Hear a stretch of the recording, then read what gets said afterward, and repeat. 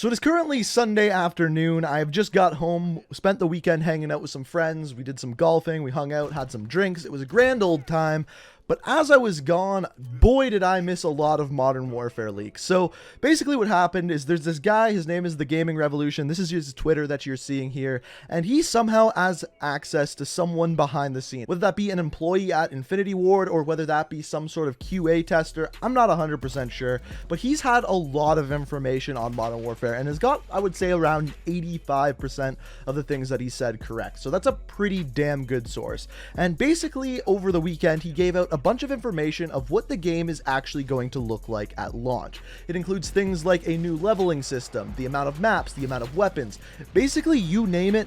We've got it today. So there is a lot of leaks that we have to go over. So without further ado, let's just hop right into it. Starting off with the ranking system. So traditionally in a Call of Duty game, the way that the ranking system works is there's a set amount of levels, whether that be 55 all the way up to 70. You play through those levels, you unlock weapons, you unlock kill streaks, you unlock perks, and then once you hit level 70, you have the option whether or not you actually want to prestige. Now if you prestige, you get a new ranking and emblem, but it resets all your guns, kill streaks back to as if you were level 1, and you have to level all the way up, unlocking all of those things again. Now, apparently within Call of Duty Modern Warfare, that is not the case. That is not the case whatsoever. And the way that they explained it is think seasonal, and there is more information to come. So as far as seasonal goes, what this tells me, and I actually talked about this about a month ago when they announced that prestiging wasn't going to be a thing, what this sounds like to me is that there is going to be month-long or 2-month-long seasons. And in that time, you have the amount of time to level up to level 50 or 100 or whatever the max level is. And upon doing so, you'll unlock something, whether that be a weapon, whether that be a weapon variant, or just some sort of cool emblem or skin for your characters.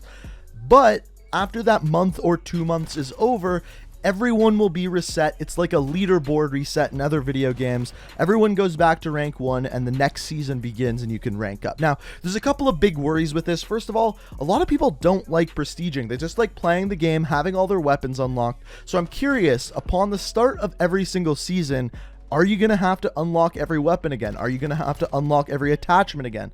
At this point, we don't really know, and we're not really going to find out until launch. So this is a definite new ranking system that is going to be based off of seasons. The intricate small details, we don't know yet. Moving on, the next thing we have to talk about, this is probably the biggest one on this list that people are actually upset about. It's the maps at launch. So there's going to be 20 total maps at launch, which sounds like a lot, but just listen. There's going to be 3 ground war maps, 7 gunfight maps, and 10 normal maps. And by the sounds of it, normal maps are going to include 10v10 and 6v6 maps. Now, I think 3 ground war maps is perfectly fine. They're massive maps that you're going to have a lot of time and fun on. There's 7 gunfight maps. I think that's also more than enough for 2v2 maps.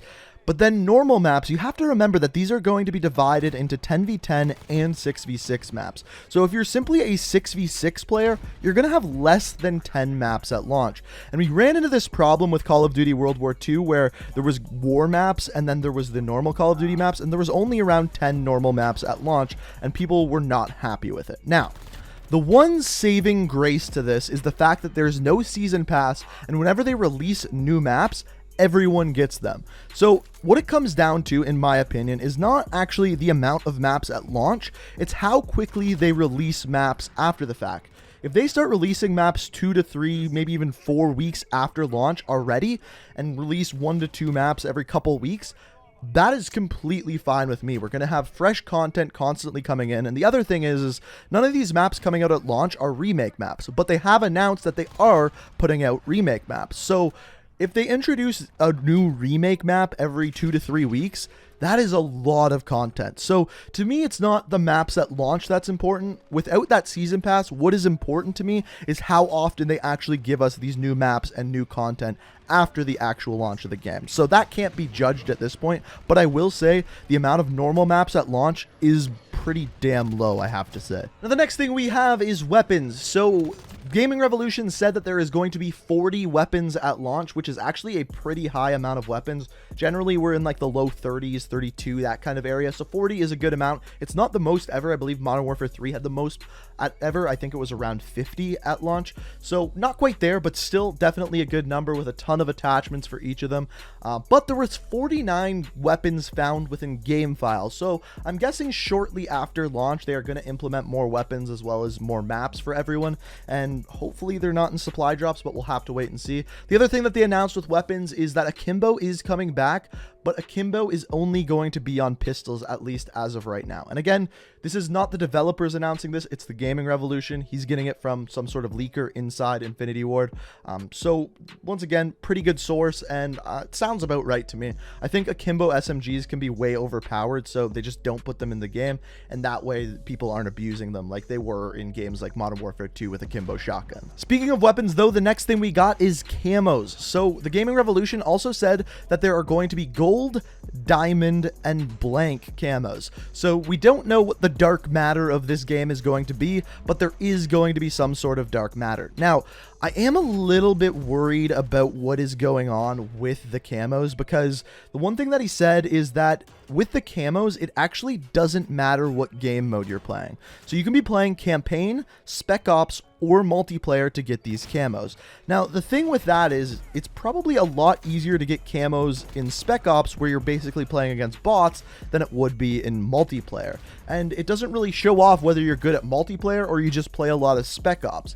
And this is actually similar to a lot of things. They have announced that the leveling system will be concurrent throughout single player, Spec Ops, and multiplayer. So you could hit max level without playing a single game of multiplayer, which is pretty surprising if you ask me. I really am curious to see how they actually make that work, how they balance it, because to me, if I wanted to level up fast, if I wanted to get camos fast, I would just play survival Spec Ops and just kill bots over and over and over again and get headshots. But who knows?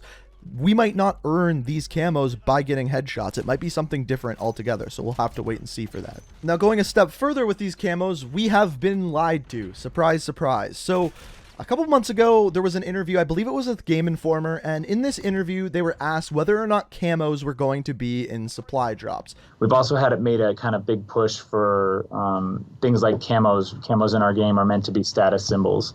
So outside of a couple of promotional things, those like camos are, you get them by playing with the weapon, doing challenges with the weapon, and then when you see someone who has that badass camo, you know, like, well, like, that person put in some work. And they said no. They said that they will only be earnable through challenges and gameplay. And now we come to find out through the Gaming Revolution that camos are going to be in supply drops. At least that's what he says. And are we surprised that they lied to us? No, not really, but at the same time, it's a little bit frustrating. Now, speaking of supply drops, the main things that as of right now that are in supply drops are weapon charms, stickers, and variants. So variants are weapons that have different attachments on them and different skins. We've talked about these before. They're not supposed to be stat changing, but we'll see what changes upon launch. And then the other thing that I'm guessing is going to be in supply drops, Gaming Revolution did not say this, is skins for characters. So for whether you're playing as D-Day or whoever, you can get skins for those characters. We know that those exist. I'm guessing those are going to be in supply drops as well. The other thing is we also know that there's going to be at least common and rare supply drops at the launch of the game. We don't really know the difference between the two as of yet, but of course we're going to find that out as soon as the game is launched. The other thing is competitive. So competitive play will not be there at launch, but should be there shortly after. I'm guessing they're going to be a little bit quicker than Black Ops 4. I'm kind of curious to see what they go with that. I didn't love the competitive formula that they had in Black Ops 4, so hopefully something a little bit better than that. And leaderboards, they said that they are almost done leaderboards. They're not 100% sure whether or not they are going to be there at launch, but if they are not at launch, they will be in the next update after launch. So as long as they stick to that, as long as that first update comes out and we have leaderboards, I'll be completely content with that. It's something that they promised us in Black Ops 4. We never got, still to this day. So of course that's frustrating. So I can't wait to see what leaderboards look like. I can't wait to actually grind them out, try to get higher on those leaderboards. It's an exciting thing for me to actually see that they're going to bring it back and that they're already working on it. Now the final thing that we got is Spec Ops. So really we haven't got a ton of information about Spec Ops. We found out that Spec Ops Survival is only going to be 3 maps at launch on PS4. Of course, you got to wait a freaking year to play it on Xbox. Sorry guys, I don't make the rules. But as far as the rest of Spec Ops, the actual missions and what that is going to be, we have no information on this yet, but we will get information this week. On October 8th, they are doing some sort of reveal for Spec Ops, so you better believe that we'll be covering it on this channel. So if you want to stay up to date on that, make sure you're subscribed to the channel. Make sure you're here so that you can stay up to date on all of that Call of Duty news. Make sure you have notifications turned on. That's all I got for this video, just a whole bunch of leaks. Hopefully you guys enjoyed it, and if you did, I'd love it if you could hit that like button. And of course, I always love to hear what you guys have to say, so if you have anything to say about all these leaks, something that's missing, let me know down in the comments below. And as always, guys, I hope you enjoyed the video. Thank you so much for watching, and until next time, peace out. Listen.